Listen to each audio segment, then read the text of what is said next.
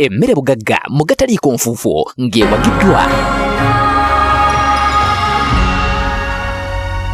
Abalimi abasinga obungi bakaaba olw'omusana ogwokya ebirime byabwe n'ebyokulima ne babiviirako ddala, naye leero mu mboozi yaffe eya mmere bugagga tuvumbudde ekika ky'ennyaanya ekipya kye bayita asira nga kino kigumira ekyeya ng'omusana ne we gwaka gutya zo tezikosebwa. Ekika ky'ennyaanya ekyo ky'ensimba bakiyita asira.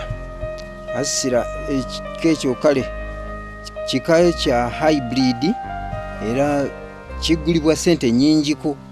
Naye nga kirungi nnyo, kibala nnyo era kigumira oluusi naddala omusana, embeera y'omusana kiba okisimba mu biseera bya musana kitera okugumira mu mbeera y'omusana.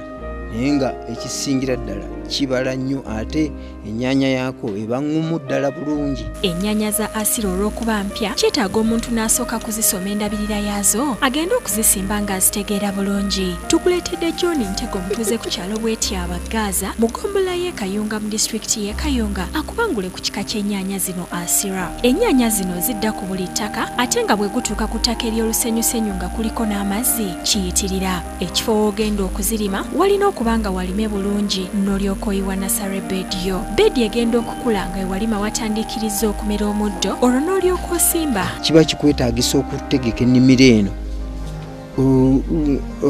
mu maaso nga tuukwa kusimba bedi nga wayiseewo omwezi mulamba atirisi n'olyoka oyiwa bedi ng'omaze oteekateeka ennimiro eno osobola okumezaamu omuddo n'okuba nti funa bulungi okuba nti watute ekiseera nga wakabale bulungi. Ebikolo by'ennyaanya zino byawulibwa ku bugazi bwa fuuti 3 olw'ensonga nti ziranda nga singa tokola kino kikosa enkula yaazo. Annyonnyola nti ekika ky'ennyaanya kino tekirina kirime kye kimanyi mu kukola magoba naddala mu biseera eby'ekyeya nga ye amweyitira zaabu yennyini era nti buli azirimyeko azitenda bubwe. Ennyaanya asira zikulira mu myezi 3 gyokka nga nannyinizo aba atandise okunoga ssente ate nga bwe zessaako zirina okubikibwa ne zirema okuvunda wansi. Tuyiwa bedi oluva lw'ennyuma lwa wiikisi 3 oba 4 tutandika okusimbuliza. Kati okuva awo nga tumaze osimbuliza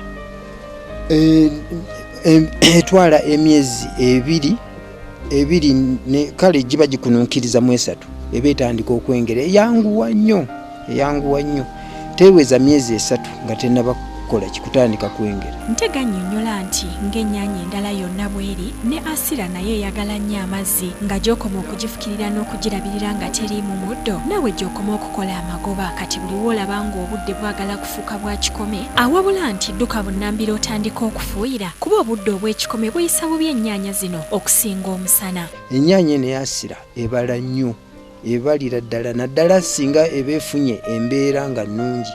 Naye ekitutaataaganya by'embeera y'obudde we bufuna ebiddedde ebyo bwe bityo bifuna bright ng'oyo luusi n'akunkumula obumuli. Agamba nti ky'ekiseera abalimi beeyuna okulima ennyaanya ekika kya asira kubanga zifuna kiralo. Kibuuka lumu yakusakidde eggulire lino ku Bukedde TV.